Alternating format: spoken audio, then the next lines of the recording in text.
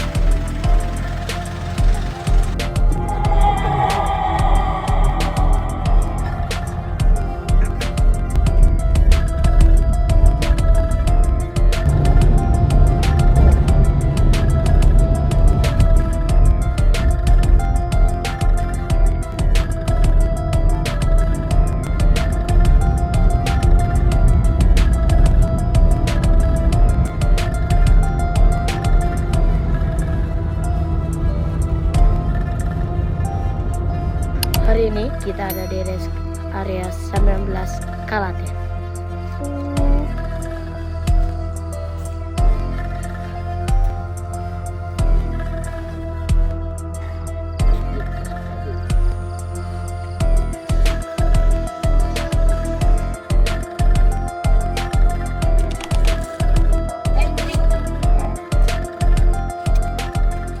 Saya memutuskan ini kan juga aduh gimana hitung-hitungannya, karena kalau saya belum terima duit itu saya nggak kesini karena saya udah perjanjiannya terima uang saya ke Jogja lah gitu, tanggung jawab lah gitu. Saya bilang Pak daerah saya insya Allah balik, tapi hari Sabtu udah balik lagi ke Japos gitu karena ada acara gitu.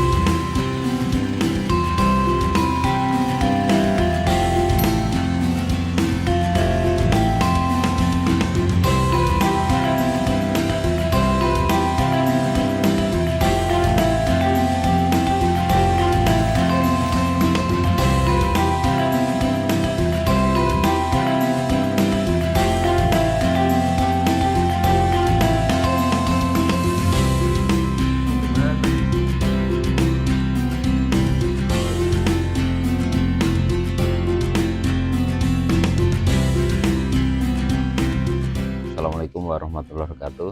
Alhamdulillah pagi ini kita sudah sampai di Prambanan, rumah Ibu. Waktu itu kita diperintahkan oleh Ibu untuk membeli sebuah rumah yang mana ini akan bermanfaat kalau teman-teman datang ke rumah ibu saya. Jadi saat itu kita coba upaya untuk bisa memiliki rumah tersebut, karena memang ini bagian dari perintah dari seorang ibu. Nanti kita akan lihat rumahnya seperti apa. Rencana kita akan renovasi, kita akan perbaiki sesuai dengan keinginan ibu.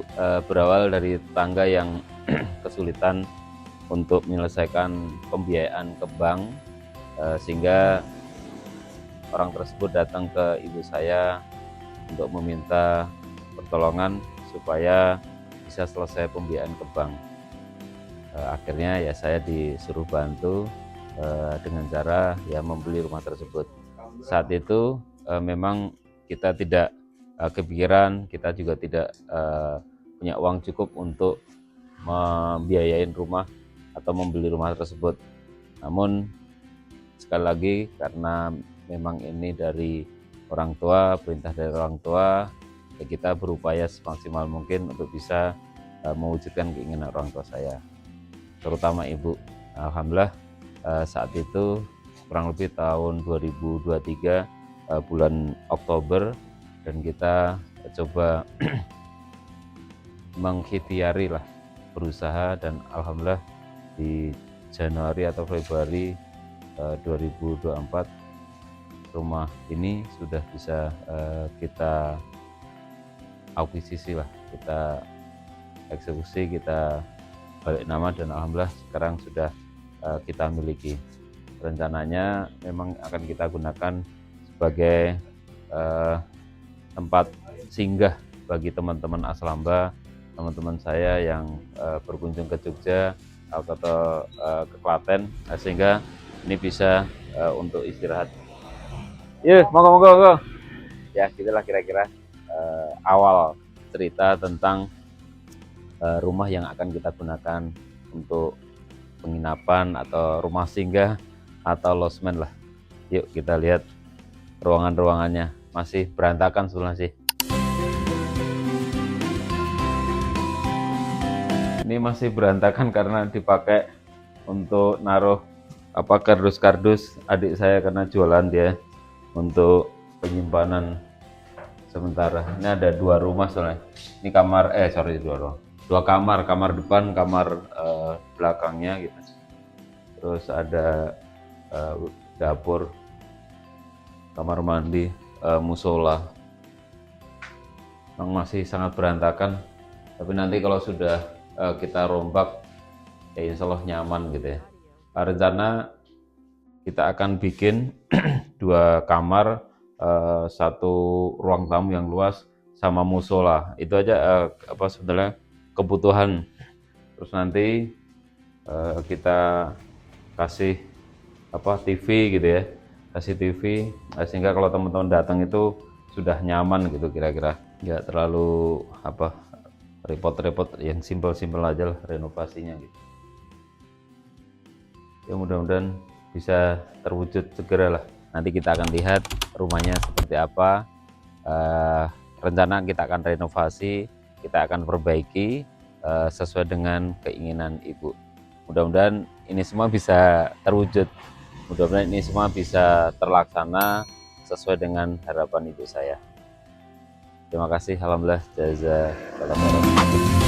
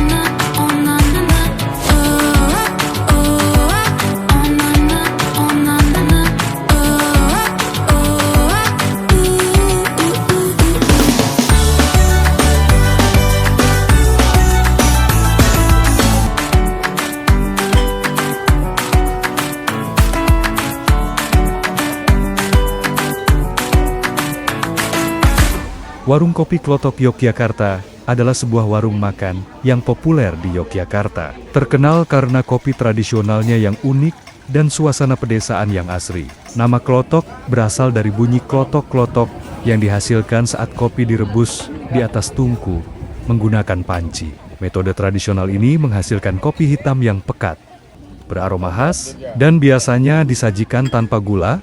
Gula disediakan terpisah. Selain kopi, warung ini juga menyajikan berbagai masakan Jawa rumahan yang dimasak menggunakan kayu bakar, memberikan cita rasa otentik.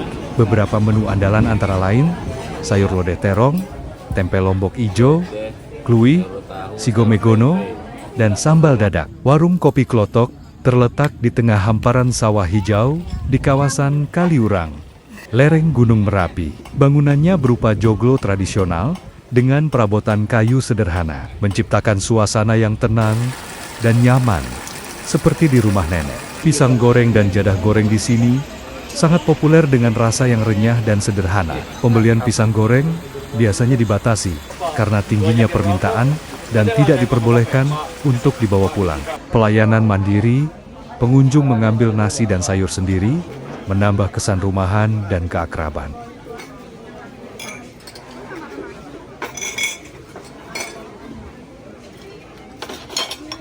Ternyata membeli itu banyak nggak jujur.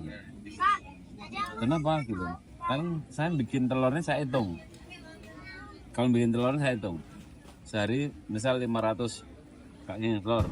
Ternyata orang yang bilang pakai telur nggak nyampe 500. Tapi nggak apa-apa lah.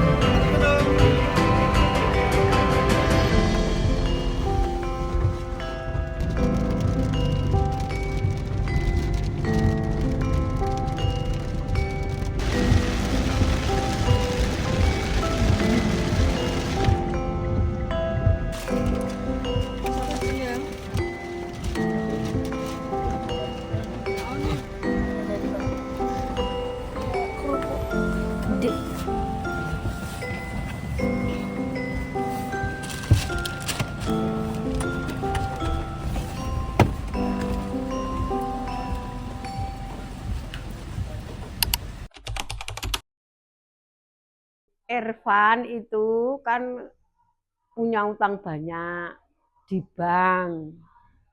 Terus sudah ditawari di mana-mana, nggak ada yang mau.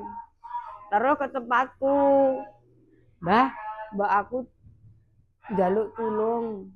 Mas Prayana nek mulih mbok kon nuku omahku. Aku ki ndek utang bank kudu ditutup, nek ora ditutup omahku disita. Gitu dah. Terus aku bilang sama Mas Prayit itu, tulungen nek tulungen gelo iki ngene terus akhirnya lah kon rego pira mak ngono to. Regane biyen kae pira 200 210 kok pira? 210 terus dibayar tapi Prayitno nglunasi dulu di bank gitu. Terus kurangane bayarnya nggak sekali, 3 kali apa pira tapi terus dilunasi itu, terus dibikin sertifikat selesai. Sekarang orangnya ngontrak di Telogo. Yang punya rumah itu loh. Berarti asal usul dari beli tanah, dari beli rumah ini karena orang minta tolong gitu. Minta tolong. Nah itu kalau upama nggak ditolong Prayitno, rumahnya disita loh Mas.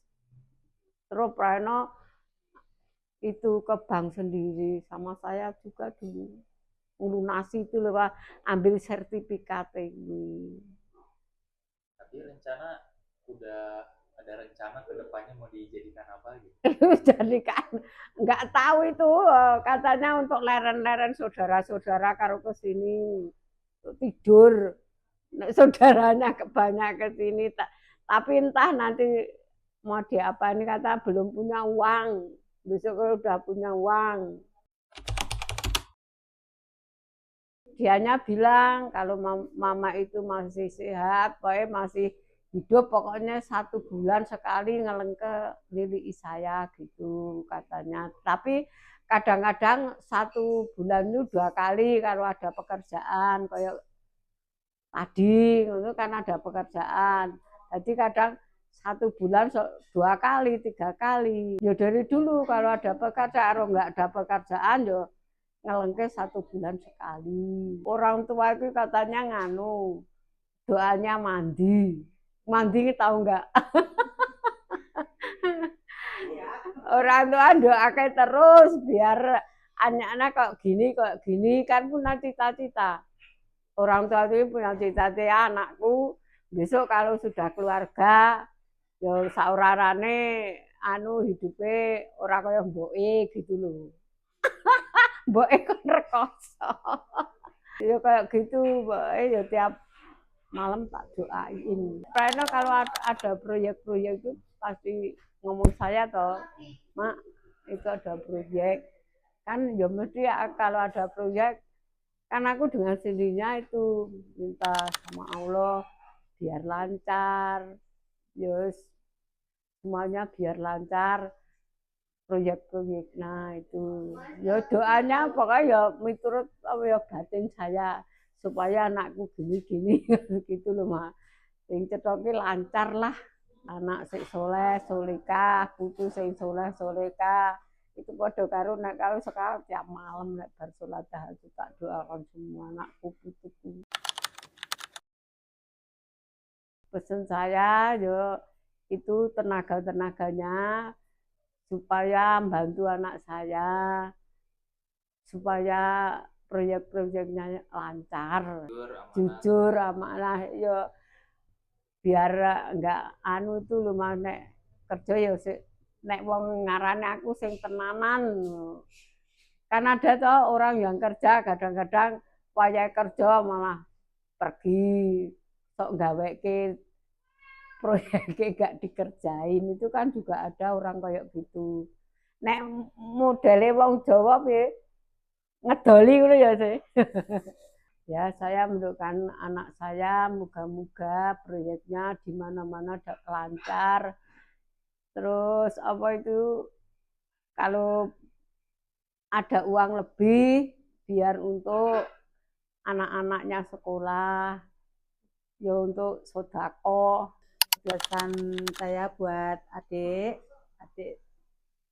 bos saya biasanya kalau manggil tetap semangat, sabar, ikhlas menerima keadaan yang sekarang baru dihadapi. Insya Allah dengan kondisi ini kita sabar, tawakal, tetap semangat. Insya Allah bisa terlewati. Allah pasti kasih jalan. Tetap semangat pokoknya. Kalau Pak Prayit pulang ke Prambanan itu sering Mas. Minim itu sebulan sekali itu mesti pulang ke Prambanan menyempatkan diri. Pertama untuk ya silaturahmi sama orang tua, sungkem sama orang tua, minta doanya buat kelancaran semuanya, baik proyeknya atau keluarganya, pokoknya istilahnya minta doa restu lah. Dan sama saudara itu ya sering, pokoknya sering sebulan sekali, sebulan 2 kali itu mesti pulang untuk silaturahmi ke keluarga. Jangan kerja keras tapi nggak ada istirahat itu juga nggak bagus, terutama pikiran. Pikirannya kerja terus ya, badannya nggak istirahat ya nanti capek sendiri. Dalam keadaan yang sulit ada kemudahan juga, akhirnya juga bangkit. Jalani dengan ikhlas, semangat, kita berserah diri lah, berserah diri, nanti Allah yang kasih jalan, Allah pasti kasih jalan keluar dalam kesulitan ini.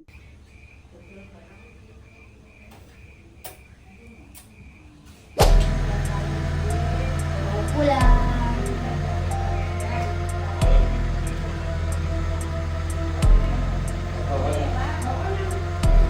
Aduh, pajaman L30 aku nggak pakai.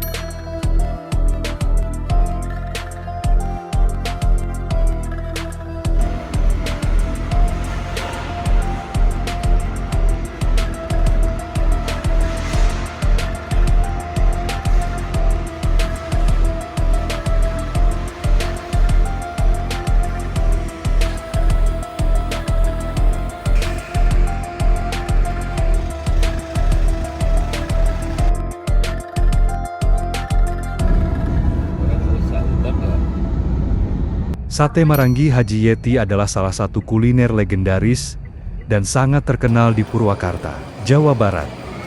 Warung sate ini telah berdiri sejak sekitar tahun 1990-an dan menjadi daya tarik utama bagi wisatawan kuliner. Sate Marangi Haji Yeti didirikan oleh seorang ibu rumah tangga bernama Yeti. Usahanya berhasil menjadi ikon kuliner dan tempat wisata kuliner yang legenda. Kelezatan sate Maranginya yang dimarinasi dengan bumbu khas dan rempah-rempah membuat dagingnya empuk dan gurih meresap. Warung ini dikenal mampu menjual hingga 5 kuintal daging pada hari biasa dan bahkan 2 ton daging pada hari besar seperti Lebaran. Nasi disajikan dalam bungkusan daun pisang berukuran mini yang menambah aroma dan kenikmatan. Dikenal memiliki sistem pelayanan yang cepat dan efisien.